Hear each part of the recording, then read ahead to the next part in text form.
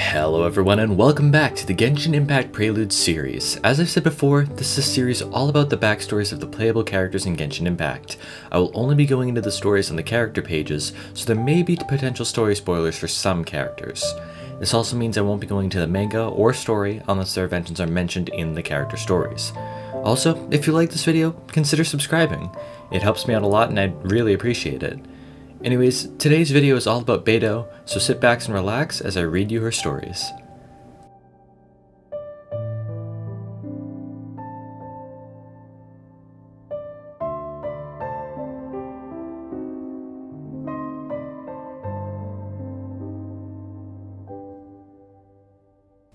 Beidou is the leader of the Crux, an armed crew based in Liyue Harbor. An armed crew means exactly what it sounds like. A crew of sailors armed to the teeth. Without getting into too many details, everything the Crux does is approved by the Qixing, more or less. Beidou is a trusted leader, so much so that her crew believe her capable of taming the storms and billows on the sea. It's Beidou. Even the mightiest of storms must bow its head to her might.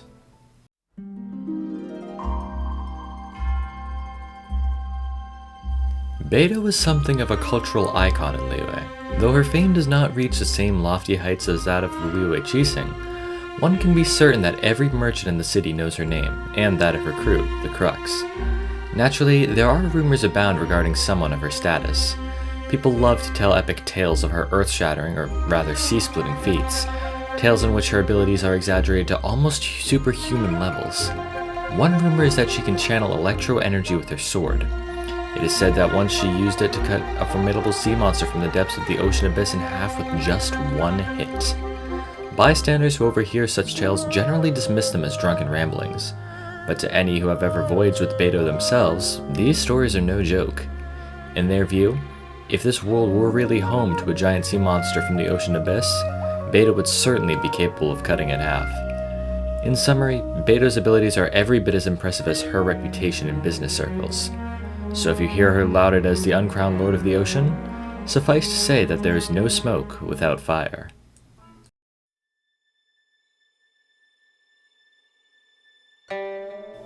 Business people tend to put profit before their humanity. This is just accepted as the way of the world. At most, it makes for some light verbal sparring at the dinner table. But things are different in Liyue, where everyone is involved in business. They reject the notion entirely, claiming that Liyue Harbor is a special place where humanity is sacred. Foreign merchants will retort that the only thing special about Liyue is that they've managed to commodify humanity too. To this, Liyue locals respond, then how do you explain the Crux? With the Crux having made a name for itself over many years, their services are extremely expensive to charter.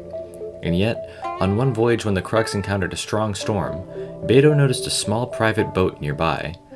Seeing the way it was tossed about by the waves, she ordered her crew to tow the boat to safety, despite the risk that her ship's keel might give way. What little food and water the fleet had left, Beidou shared with the rescue crew as she navigated her vessel onward through the raging storm. Finally, after several days, the Crux delivered the rescued boat to a safe mooring spot. Grateful to Beidou for saving their lives, the crew of the rescued boat became her loyal trade partners thereafter. After Liyue locals recount the story, they smile and insist, when you have someone risking their life like that, you can be sure that it takes far more than commodification to explain their actions. Would you really dare to look Beidou in the eyes and talk about the commodification of humanity?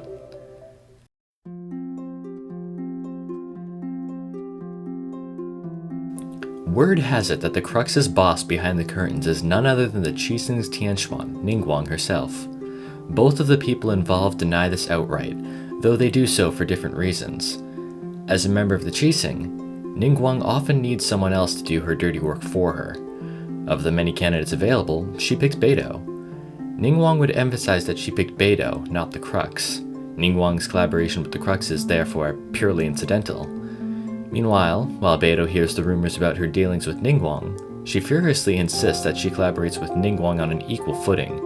Beidou is her own boss, and no one, not even Ningguang, is sitting in the background pulling the strings for her. Beidou is certainly unique among Ningguang's collaborators. She does not tread carefully or show reverence in the way that most of them do. In fact, one could even say Beidou is sometimes at odds with Ningguang. Ningguang's advisors worry constantly that Beidou is too unpredictable and too much of a maverick. But Ningguang simply smiles and dismisses their concerns. On the contrary, Beidou is the most reliable person in Liyue, she replies.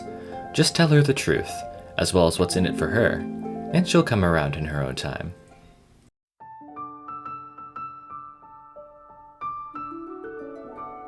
Once, after disembarking from a long voyage, the Crux held its customary 3-day celebratory banquet.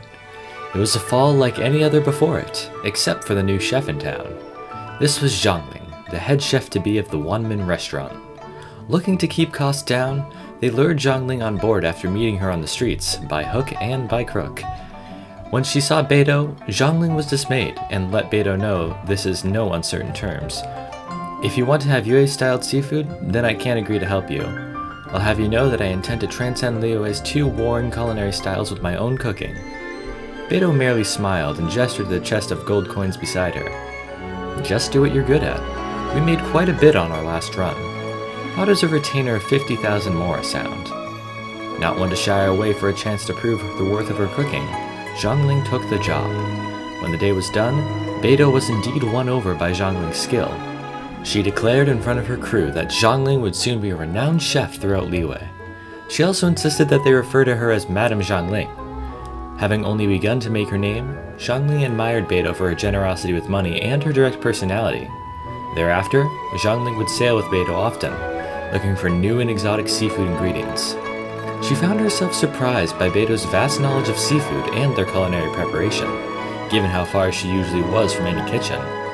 Of course, that didn't mean Zhangling would necessarily heed Beidou's advice on whether something was edible or not, but that is a story for another time.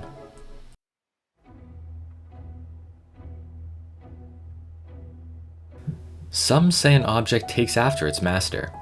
Though it may not be a suitable description, the Crux crew does indeed take after Beidou, exhibiting the same qualities. However, there are still secrets among the crew, spreading in places unnoticed by Beidou. Her first mate always takes new sailors out after their first safe return for drinks, and fills them in on the details of an old story. In the past, the crew went on a journey to brave the unknown seas, and found itself at death's door in a horrific storm. At that time, Beidou stood on the deck behind the wheel, singing a Liyue fisherman's song in the storm, all the way until the waves died down and dawn broke on the far horizon. The first mate often ends the story with this final line and a look of longing on his face. As business grew and the crew expanded, more and more outrageously incredible details were adding to the story, making the rookies worship Beidou like a goddess.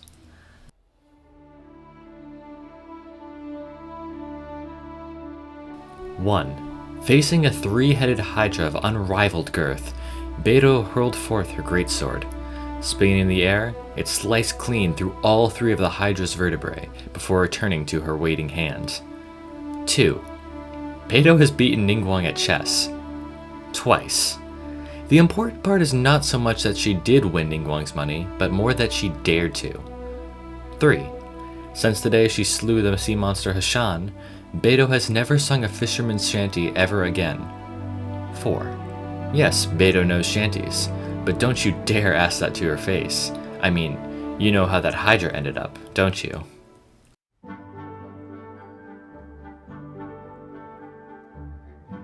Liyue and Inazuma share a common saying: its fins form the ocean deep, its tail the mountains high. The fishermen learned this phrase while ashore long ago, and sang it over and over, spreading the tune far and wide till it became the much-loved song people know today. Whenever the mists gather over the sea's surface, one can hear the distant song of the fisherman hidden in the white shroud. Its fins form the ocean deep, its tail the mountains high. This was Beidou's childhood lullaby. The tale of Rex Lapis smiting the sea monsters has become legendary among the people of Liyue. As a child, Beidou loved tales like this, and in her dreams she thought, "One day, I want to see a big fish too." This day, however, she sang this song with a different emotion in her heart. Her entire crew sang along as they sailed. Hashan was in the waters with them, at once like a dragon and a fish. It was larger than any could have imagined in their worst nightmares, and mighty as a deity, raising waves dozens of meters high with ease. All who ply their trade on the high seas are destined to meet Hashan eventually. Beidou had longed to do so since she was 9, dreaming of slicing its head off in a single blow. Many times had she challenged the creature, and many times she had failed. But this day was different. This day she charged at Hashan with her best greatsword in hand and crack sailors at her back. The battle would rage fiercely for 4 days. With cannons and harpoons, arrows and ropes, the fleets would assail Hashan, while Beidou battled the thusly tied down creature for 10 hours well into the night. Now, nighttime was when Hashan was in its element, and in their vigilance not a single member of the fleet dared sleep a wink. Beidou stood upon the prow, listening to the wind. One strike, just one strike. That was all she needed. And so she waited, unmoving in the freezing wind. Then, at the crack of dawn, having neither eaten nor drank throughout the night, Beidou heard a change in the sound of the waves. With one almighty strike that sounded as if it could have sliced the moon in two or ripped a mountain from the face of the world, she chopped the Leviathan's head clean off. The sound of thunder filled the heavens, and a single bolt of purple lightning struck the ocean right in front of Beidou, even as she bathed in the blood of her nemesis. Thus descended a vision to the slayer of the sea monster, its violet glow as stunning as lightning, and its immaculate, jeweled form a treasure more precious than dragon blood, a suitably divine gift for the hero who subdued Hashan. And those are all of Beidou's stories. While she doesn't have a major role in the beginning of the game, she is crucial for you to get to Inazuma, the third nation in your journey. Anyways, thank you so much for watching. I really hope you enjoyed this video. Have a wonderful day, and I will see you all in the next video.